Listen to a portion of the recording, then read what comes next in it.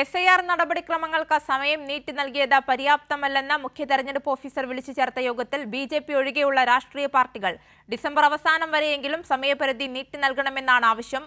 പരാതികൾ പരമാവധി ഒഴിവാക്കി നീട്ടിയ സമയം ഫലപ്രദമായി ഉപയോഗിക്കുമെന്ന് മുഖ്യ തെരഞ്ഞെടുപ്പ് കമ്മീഷൻ രത്തൻ യു ഖേൽക്കർ യോഗത്തെ അറിയിച്ചു. സുപ്രീം കോടതിയുടെ ഇടപെടലിനെ തുടർന്നാണ് കേന്ദ്ര തിരഞ്ഞെടുപ്പ് കമ്മീഷൻ SIR നടപടികളുടെ സമയപരിധി നീട്ടിയത്.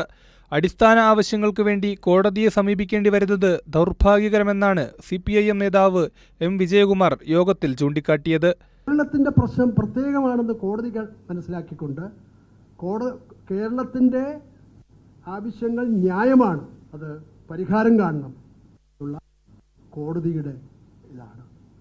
അതാണ് ഞങ്ങൾക്ക് അത് പറയാതിരിക്കാനാവില്ല. കാരണം അങ്ങനെ കോടതിയെ കൊണ്ട് പറയിക്കേണ്ട സ്ഥാപനമല്ല ഇലക്ഷൻ കമ്മീഷൻ.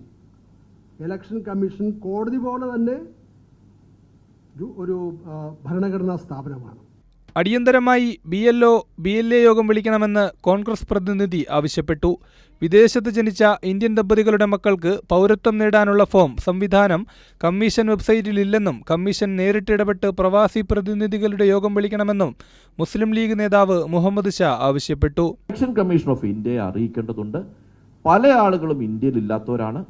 പല ആളുകൾക്കും രേഖകൾ കൊടുക്കാം. ഞാൻ ഉറപ്പിച്ചു പറയുന്നു, മിനിമം 20% ആളുകൾക്ക് അറ്റ്ലീസ്റ്റ് അവരുടെ പേരൻസിൻ്റെ സിറ്റിസൺഷിപ്പ് പ്രൂവ് ചെയ്യാനുള്ള രേഖകൾ കാണിക്കാൻ കഴിയില്ല.